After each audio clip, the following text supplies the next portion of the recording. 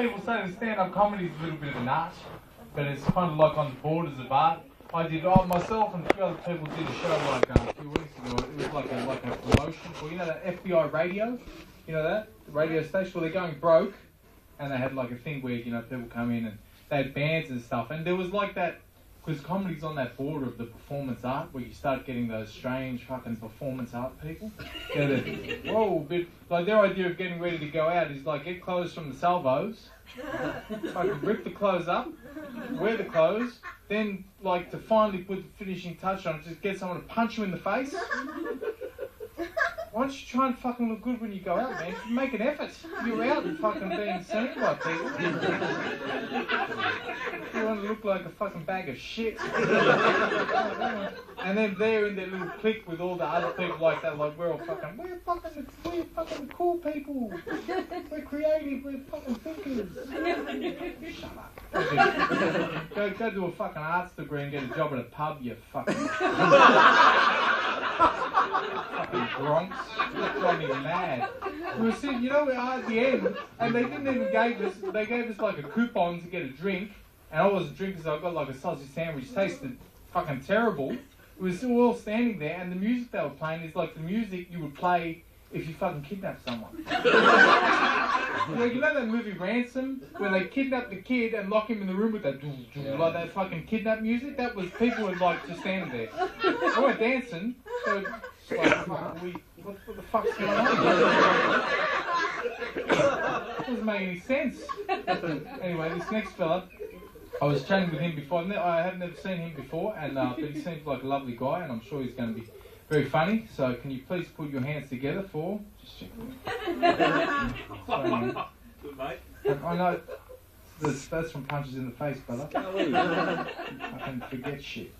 Skully. Fuck. You got it, that's the brother. Skully McKean! Yeah.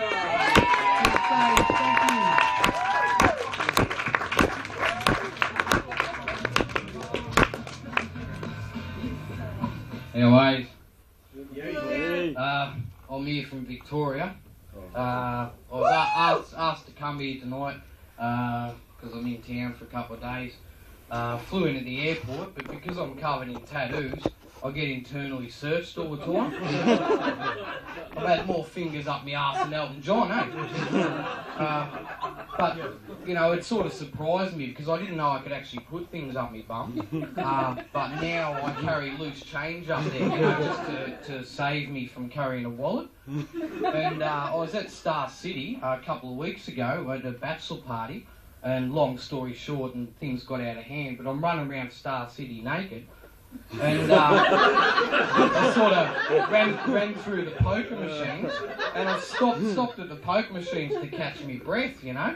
And because I'm fully tattooed, I'm standing there naked, and this old lady with short eyesight, you know, she thought I was a poker machine. Started poking me in the back. Just then I've passed wind, started spitting all these coins out of the She shouted out, "Oh, I've won, you know, jackpot." I've spun around and she said, "I've won a meat tray too, you know." Meatballs aren't bad, but the snags are a bit bloody small. Some people have agoraphobia, and agoraphobia is like a fear of crowds. And people that have agoraphobia, you know, they have trouble leaving their house, you know. I have trouble leaving my house too, but that's because clothing bins only open from the outside. Thanks to the kilt. I do a bit of comedy, you know, it gives me a chance to wear a dress on stage.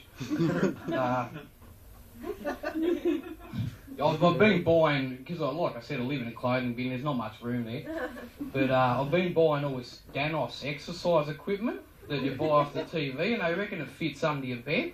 The only problem is I sleep on a bloody swag.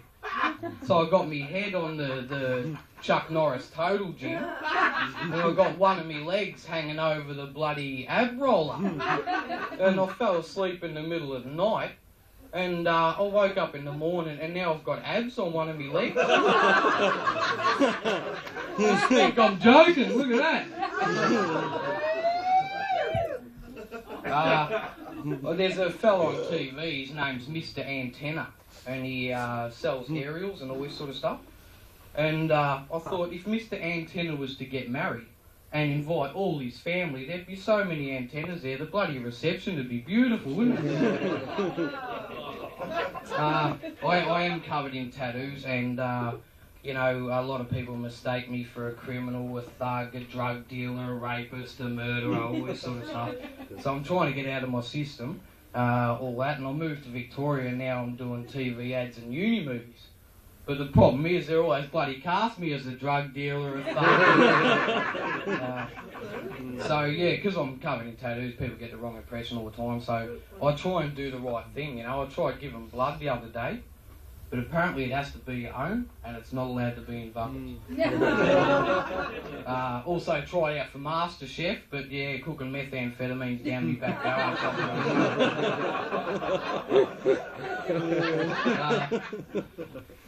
On my spare time, I actually stalk people. That's what I do, you know, on my spare time. And I wrote a little poem about that.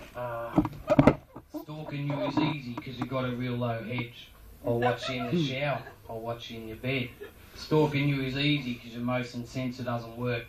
So once I'm on your balcony, I really love to jerk. Stalking you is easy because your back door isn't broken. I love coming on your bath towel before you have awoken. Stalking you is easy, and I'm sure you don't mind. After all, you never see me because I only stalk the blind. Well, blind people are good to go out with, but if you really want to break up with them, you just stand at traffic lights and go.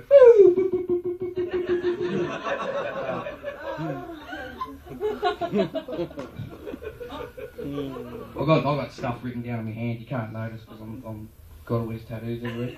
I've been to heaps of parties since I've been in Sydney, and every single party I go to, the host always says to me, "Help yourself to the fridge." So I've got bloody 13 fridges at home. What else have I got here? I hang around at the sideshow and the circus and that a fair bit, you know, because I don't stand out too much there. And I was attracted to this guy. I've seen him, he had scars all over his face and this wooden leg. And being a character myself, you know, he sort of attracted me to him, so I walked up to him and said, you know, what are you doing at this sideshow? And how'd you get these scars on your face?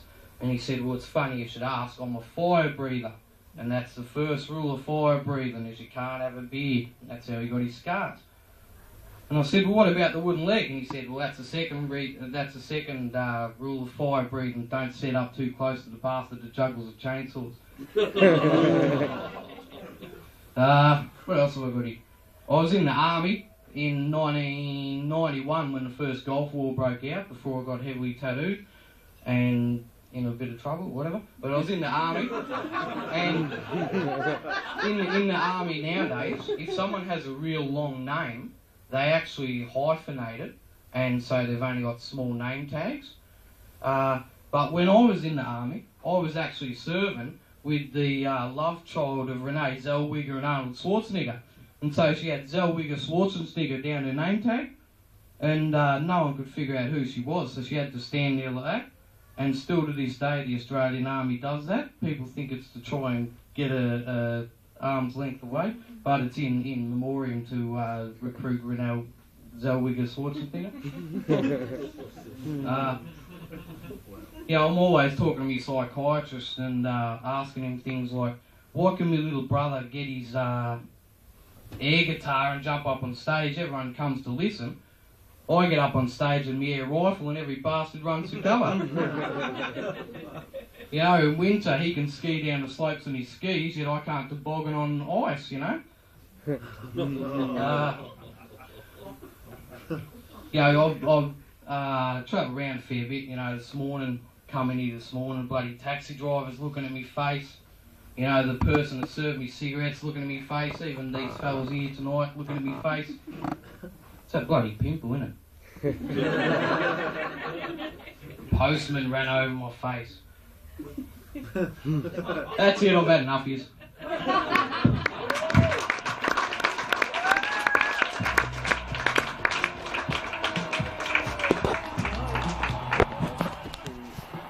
Skully McKean, ladies and gentlemen.